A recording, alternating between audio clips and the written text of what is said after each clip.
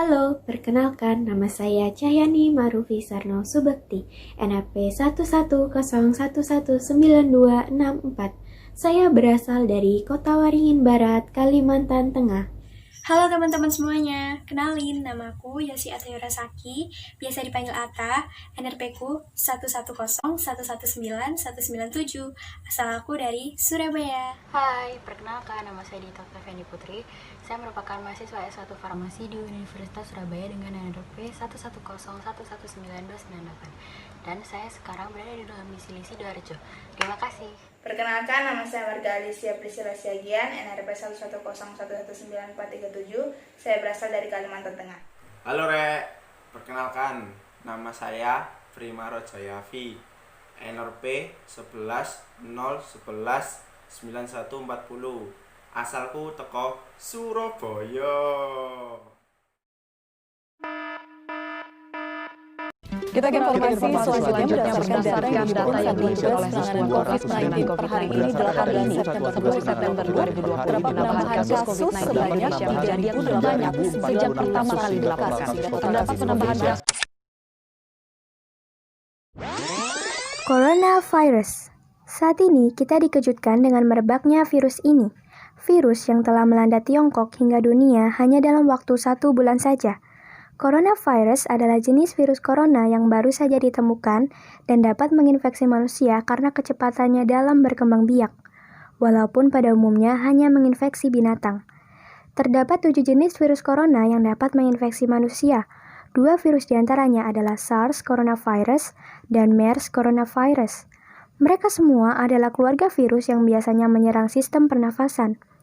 Coronavirus ini pertama kali diidentifikasi di kota Wuhan, Tiongkok pada Desember 2019 dan dicurigai dimulai dari sejenis kelelawar Chinese Rufous Horses Bat.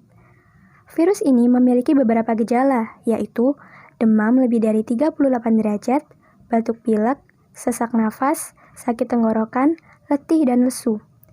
Pada kasus yang lebih parah, coronavirus ini dapat menyebabkan pneumonia, sindrom pernafasan akut, gagal ginjal, hingga kematian. Gejala ini biasanya muncul 2 hari sampai dengan 2 minggu dari paparan, dan orang yang terpapar dapat menyebarkan virus ini walaupun belum timbul gejala.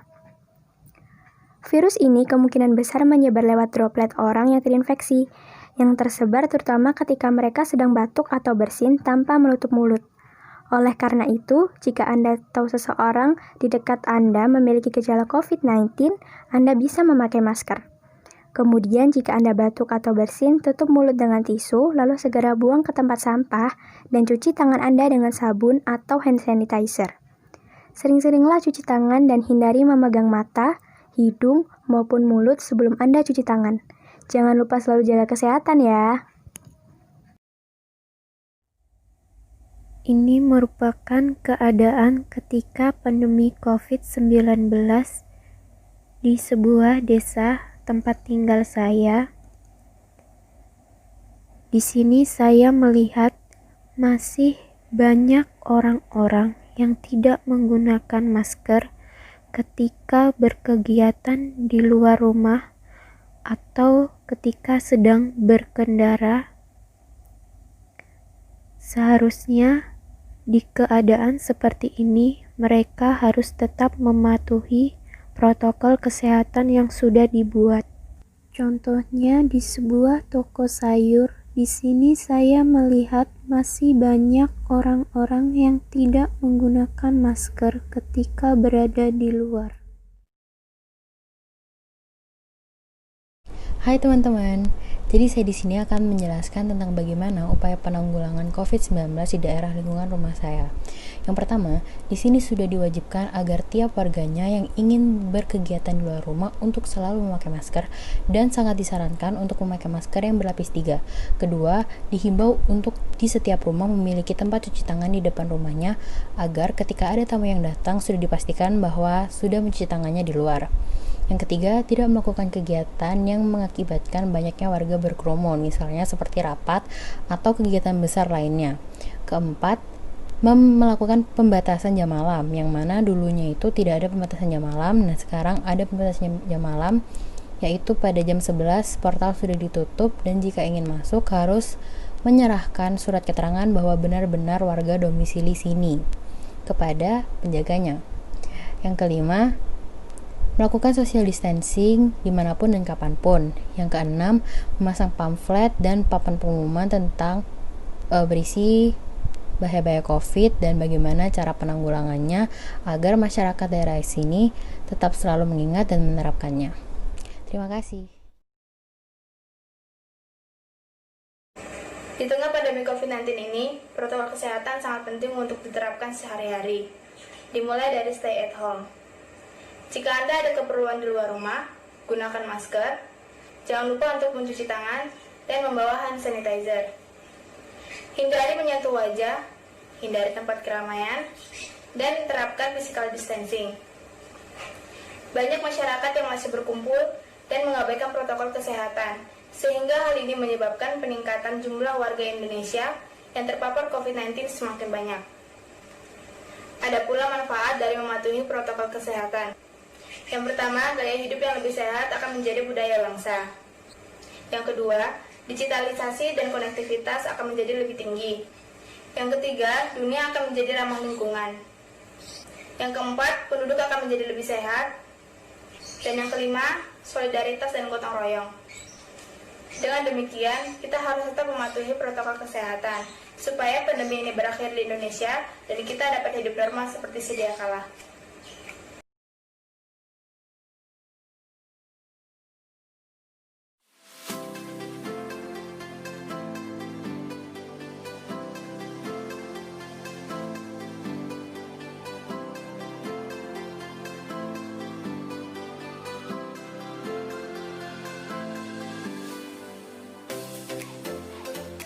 Biar kalian gak bosen di rumah, kalian bisa nih cobain bikin-bikin cemilan atau makanan. Cocok banget buat yang suka masak.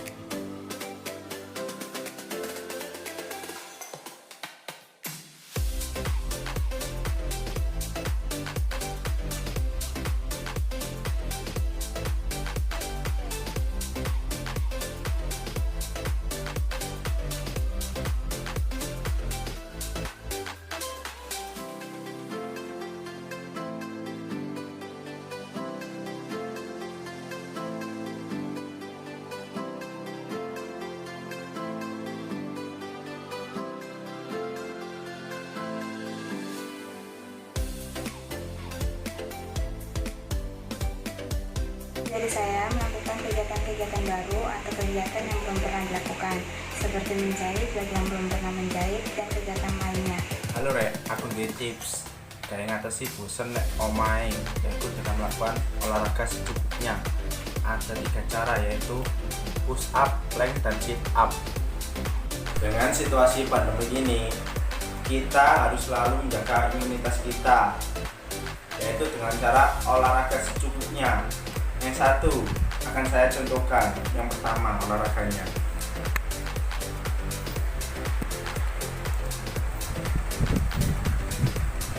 push up. 1, 2, 3, 4, 5. Yang kedua yaitu plank, akan saya contohkan. Gak usah lama-lama, 1 menit aja.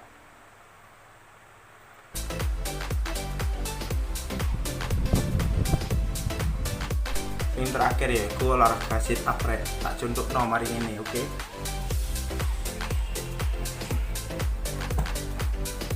Posisi tangan double ke belakang, kepala. 1, 2, 3, 4, 5. Sekian tips dan trik mengatasi posisi wajah. Semoga sehat selalu.